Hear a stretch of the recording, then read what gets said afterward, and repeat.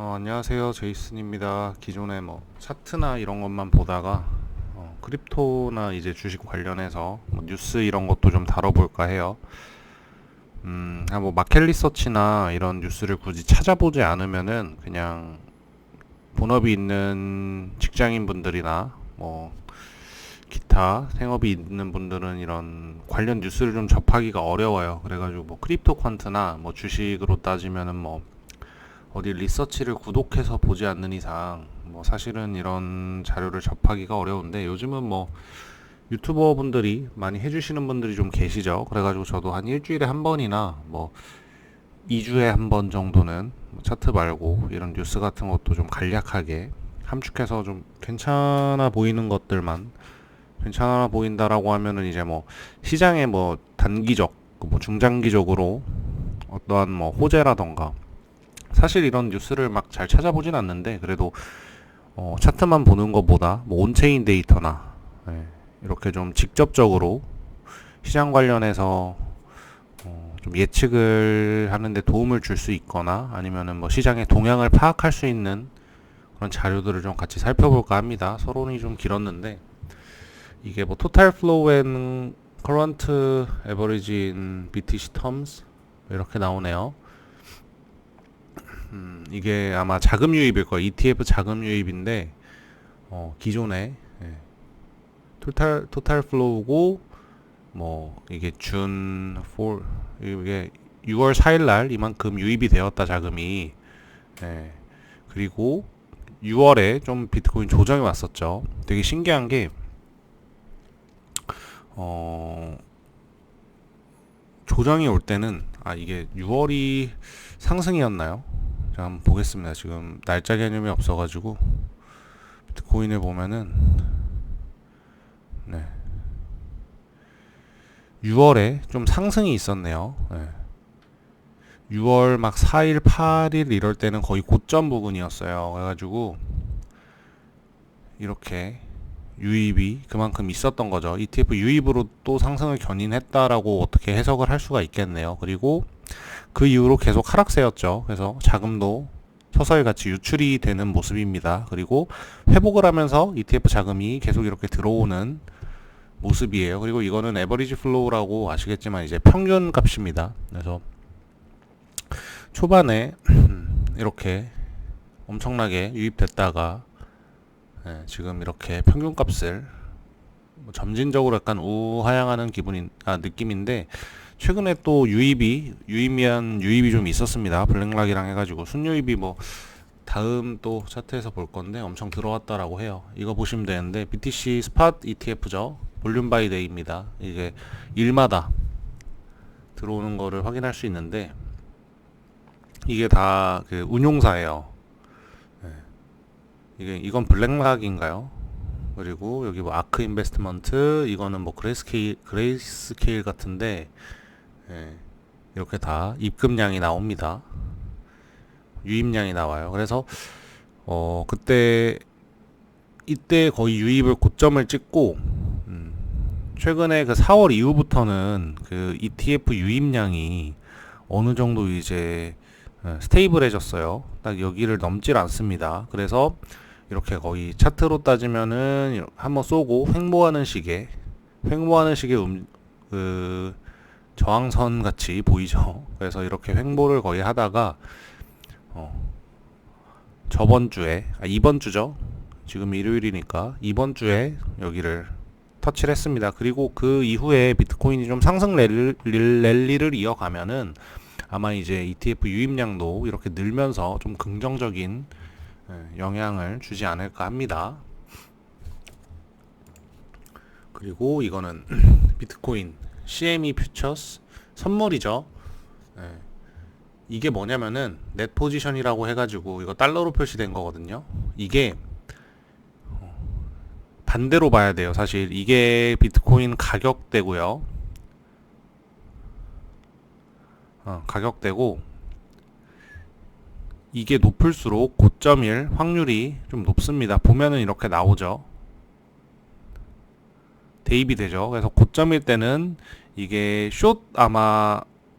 예, 이게 높으면은 숏일 가능성이 높다. 근데 이게 고점일 가능성이 높은 거죠. 올라가면서 여기 고점 찍고 여기서 여기만큼은 아니지만 상대적으로 그래도 꽤 높이 올라왔어요. 근데 이번 반등에서 이게 좀 내려갔다.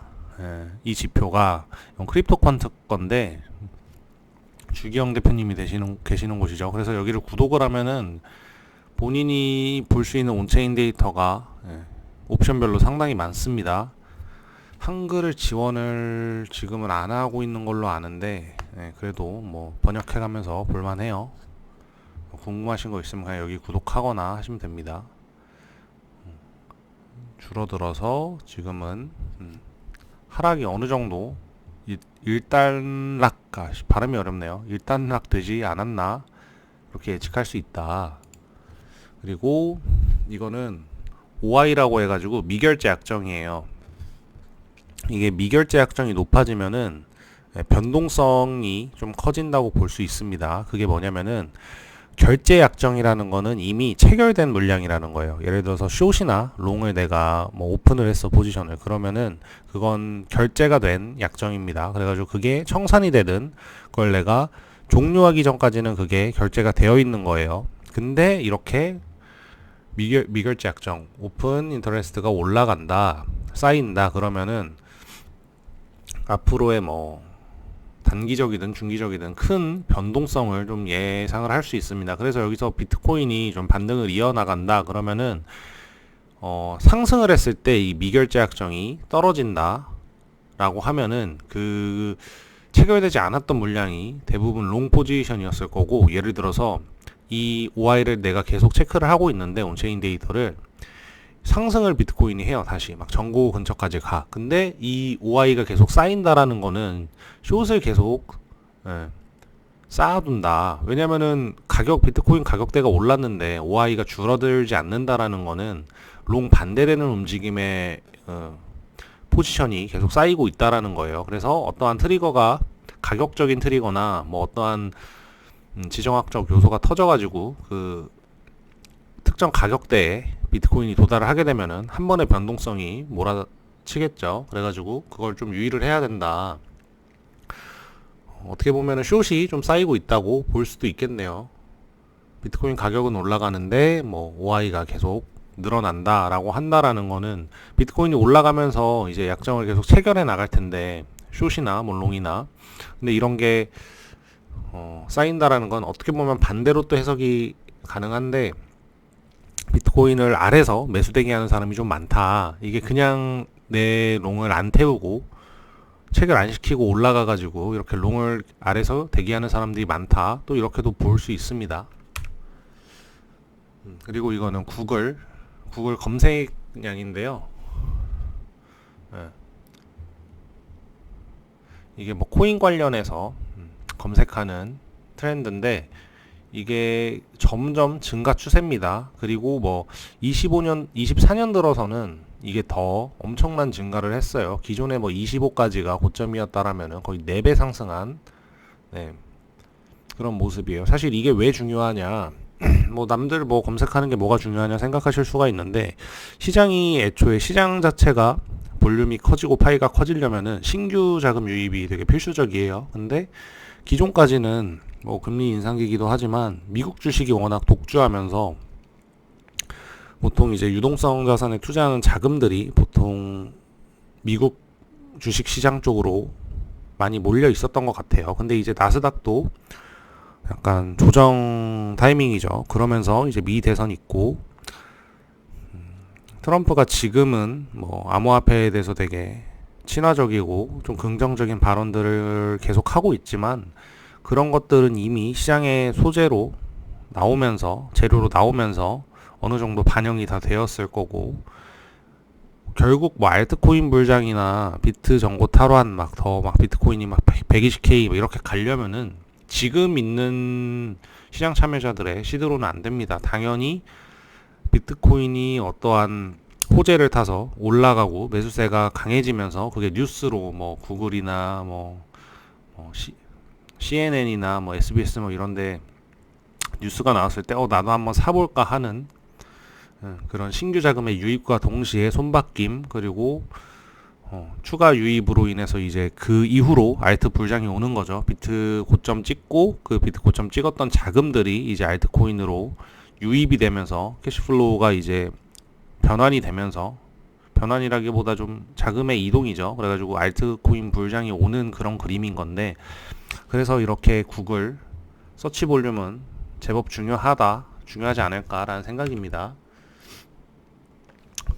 이거는 또 아까 그 OI 설명드리면서 말씀을 드렸었는데, 지금 보시면은 이게 리퀴데이션 맵이라고 해서 청산 맵이에요. 그래서 예를 들어서 공매도 레버리지, 이건 숏이죠. 숏 포지션이죠. 근데 여기까지 오면은 그 숏 포지션이 날아가는 겁니다. 네. 여기까지 오면 또 롱 포지션이 청산이 되는 가격대고요. 그래서 60까지 가면은 이게 청산이 되는 거고, 여기 엄청난, 이건 롱 물량이겠죠.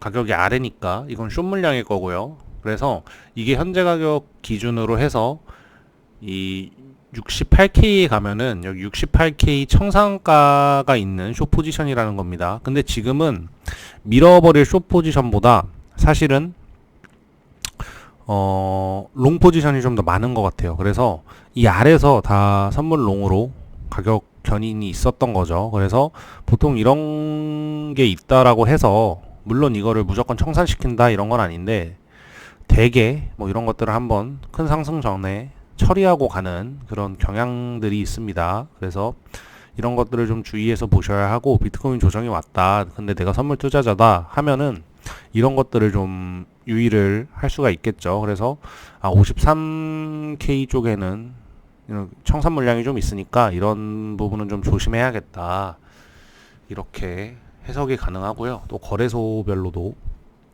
바이낸스 65.3K 정도 가면은 엄청난 청산이 좀 있겠네요. 어떤 분이 바이낸스에서 여기 청산가로 롱을 치신 건데, 이것도 변동이 있습니다. 뭐 이 사람이, 이게 결제 약정인 거잖아요. 그러면은 이거를 청산을 해서 본인이 포지션 닫아가지고 수익 실현하거나 하면은 또 이거는 없어지겠죠. 그리고 이거 약간의 뉴스를 좀 갖고 와봤는데, 이제 다들 아시겠지만 업비트나 빗썸 이런 거래소에서 고객의 예치금에 대한 그 이자를 준다라고 해요. 사실은 기존까지는 뭐 당연히 줘야 되는 거 아니냐 하는 그런 말들도 좀 있었는데, 지금까지는 지급을 안 하고 있었죠. 저희가 만약에 예를 들어 제가 뭐 업비트에 100만원 넣는다 해서 그분들이 100만원을 그냥 두는 게 아니라 아마 운용을 할 거예요. 앞으로 뭐 운용을 하겠죠. 근데 이제 그냥 뭐 돈을 그냥 두진 않으니까 그 사람들도 이제 그걸 운용해서 수익을 내야 이득이니까, 그래서 그거에 대한 뭐 이자를 준다라는 식의 뭐 약정도 이제 있겠죠.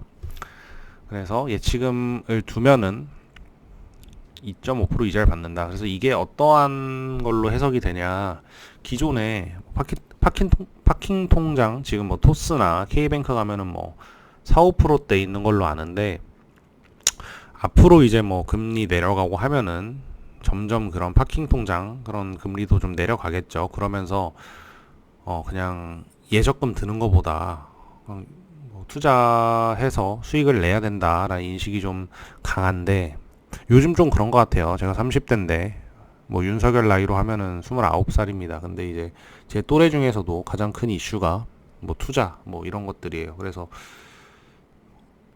자기가 원하는 정도의 생활 수준을 좀 유지하고 영위를 하려면은 그래도 투자가 좀 필수적이지 않나, 개미 입장에서는. 그래서 아까 그 구글 서치 트렌드 말씀드렸던 것처럼, 이제 앞으로 비트코인이 만약에 또 신고점을 넘어가고 우리가 기다리는 정말 그런 알트 불장이 온다라고 하면은 막 너도 나도 포모가 오겠죠. 안 했던 사람들은, 일반 직장인들은. 그러면은 이제 그때 나도 업비트 뭐 빗썸 이런 데다가 돈 좀 보내놔야겠다, 한번 투자를 해볼까, 이런 생각을 하게 될 겁니다. 그리고 그냥 안 주는 것보다, 애초에 예치를 해놔도 이자가 없는 것보다 기존에 코인 하다가 안 하는 사람들도 뭐 이자 준다네 그러면은 일단 언제 나 코인 다시 살지 모르겠으니까 언제 불장 올지 모르니까 일단 넣어놔야겠다 하면서 일단 그 판 자체에 코인 판 자체에 어떻게 보면 이제 유통될 수 있는 자금이 늘어날 수가 있는 거죠. 그래가지고 마켓캡 자체가 좀 늘어날 수가 있겠다라는 생각을 해봅니다. 기존에는 이런 이자를 받으려면은 코인으로 뭐 바이낸스나 이런 해외 거래소를 써서 뭐 디파이나 아니면은 뭐 언을 earn이라고 하죠. EARN 그래가지고 뭐 테더나 USDC를 예치를 하고 돈을 받는 식으로 이자를 받는 식으로 뭐 유동성 공급이나 이런 식으로 해가지고 이자를 좀 받을 수 있었는데 이게 거래소에서 이렇게 해버리면은 그 진입 장벽이 엄청 낮아지는 거죠. 그래서 코린이들 그리고 신규 투자자분들의 유입도 좀 긍정적이지 않을까라는 좀 희망 회로를 또 돌려봅니다. 그리고 이게 되게 큰 이슈죠. 자산, 가상자산 과세 해서 이재명 형님이 뭐 유예를 한다 3년 정도를 그리고 그거에 반해서 국힘 어떤 의원님도 이제 뭐 그런 관련 법안을 지금 진행 중인 걸로 아는데 이제 정부에서는 관련 부서에서는 아직 결정된 게 없다라고 해요. 그래서 내년 돼봐야겠죠. 이게 어떻게 보면은 좀 유예됐으면 좋겠어요. 그래서 3년 정도 딱 유예되면은 27년 4 5, 6, 7 27년 안에는 좀 불량이 오지 않을까요? 그래가지고 이게 상당히 큽니다. 기존에는 과세가 없다가 예를 들어 제가 코인으로 10억을 벌면은 그냥 다 제 돈인 거예요. 근데 이게 금투세가 통과가 돼버리면 뭐 22%인가 그리고 금액대별로 뭐 최대 27%인가까지 알고 있습니다. 그게 주식인지 모르겠는데 그래서 최대한 과세 없는 게 좋겠죠. 그래서 이거 아마 못한 것 같아요. 25년 1월 해가지고 원래 내년부터 시행이 된다라고 했었는데 이건 차차 지켜봐야 할 것 같고 이렇게 지금 현 뭐 정책 얘기를 하고 싶은 건 아니지만 이제 현실적으로 지금 대통령 형님의 좀 지지도가 좀 내려가거나 하면은 뭐 이런 것들로 뭐 민심을 그리고 이거 좀 예민한데 근데 뭐 저는 정치 색깔을 뭐 드러낼 이유도 없고 그러고 싶지는 않습니다. 정치 관심도 없습니다. 무지해서 멍청해서 그런 거 모릅니다. 그래가지고 그런 것들을 소재로 좀 표심을 잡으려고 하지 않을까 뭐 그런 생각이 듭니다. 뭐 일례로 그 바이든이랑 트럼프만 봐도 기존에 이제 금리 인하라는 거는 지금 현직 대통령의 권한이 되게 크기 때문에 바이든의 어떻게 보면은 그 선거 카드였습니다. 자기가 힘을 낼 수 있는 그런 카드 중 하나였는데 이제 트럼프가 그걸 샷아웃 해버립니다. 샷아웃이라기보다 그거에 대한 발언을 해버려요. 공식 석상에서. 예를 들어서 좀 프레스를 하는 거죠. 언론을 프레스에 프레셔를 넣는 겁니다. 그래가지고 금리 인하 11월 전에 하면 안 된다. 그럼 그렇게 말하게 된 순간부터 대중들은 어떻게 인식을 할 수가 있냐? 그러면 이거 트럼프가 다음 대통령이 이번에 그 피습 사건 이후로 되게 유력해졌다라는 게 시장 뭐 대중들의 인식인 것 같아요. 뭐 그런 뉴스들도 많이 나오고 있고 그럼 이거 트럼프의 이 입김도 무시를 못하겠다라는 식의 인식이 될 수도 있겠죠. 그러면서 기존에 이제 바이든이 내세웠던 그런 금리 인하 카드 이게 어떻게 보면 좀 흐지부지 된 거예요. 네. 그래서 미 대선이 되게 중요하다. 그래서 전에도 말씀드렸다시피 차트나 뭐 이런 것도 중요하지만 저는 그냥 차트만 보고 매매하지만 뭐 거시적인 것들을 전혀 무시할 수가 없다. 예를 들어서 무조건 차트로 보면 롱자리인데 전쟁이 나버려. 그럼 오를 수가 있겠습니까? 뭐 주식이나 이런 것들이 어렵겠죠. 그래가지고 모든 것들을 고려해서 투자를 해야 되는데 이런 정부 정책이나 정치적인 게 진짜 중요한 것 같아요. 지정학적인 것도 물론 중요하겠지만 그래서 이런 것들을 뉴스를 앞으로도 좀 짧은 영상으로 올리려고 했는데 벌써 좀 말이 길어졌네요. 혀가 길어서. 그래서 이런 것들을 좀 공유를 해볼까 합니다. 그래서 오늘은 이렇게 뉴스 2개까지 좀 확인을 했고 궁금하신 내용이나 뭐 잘 이해 안 되시는 것들, 그리고 뭐 내가 어떤 뉴스를 봤는데 이게 해석이 좀 어렵다, 이걸 시장에 대입을 어떻게 해야 되냐. 예를 들어서 뭐 누가 뭐 예를 들어서 돈나무 누나가 캐시우드가 뭔가를 했어요. 어떠한 짓을 해가지고 이제 뉴스로 올라왔는데 이게 뭐 롱일까요, 숏일까요? 뭐 단순하게 생각하면 뭐 이 정도, 이런 질문도 괜찮습니다. 그래서 앞으로 이런 것들 좀 찍어서 올려볼게요. 그래서 봐주셔서 감사하고요. 뭐 피드백이나 뭐 영상 어떻게 했으면 좋겠다 이런 것도 말씀해 주시면은 좀 개선을 해보도록 하겠습니다. 뭐 주말 이제 일요일 다 끝났는데 뭐 다음 주도 파이팅 하시고 성투하시길 바라겠습니다. 끝.